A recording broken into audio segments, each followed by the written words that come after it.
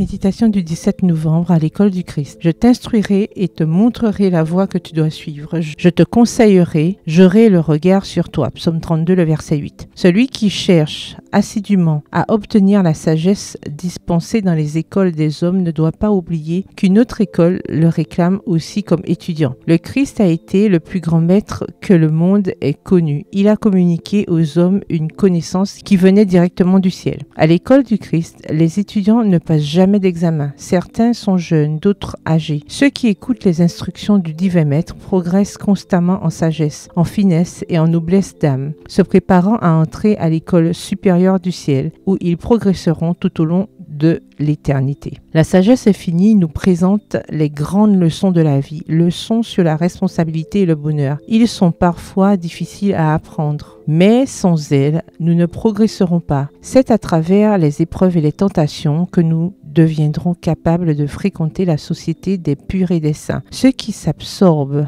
dans des études de moindre importance au point de cesser d'apprendre à l'école du Christ perdent infiniment. La religion du Christ possède une influence régénératrice qui transforme l'être entier, élevant l'homme au-dessus de tout vice dégradant et servile, exaltant les pensées et les désirs vers Dieu et le ciel. Toutes les facultés, toutes les qualités que Dieu a accordées aux enfants des hommes doivent être utilisées pour sa gloire. C'est la manière la plus pure, sainte et joyeuse de les exercer.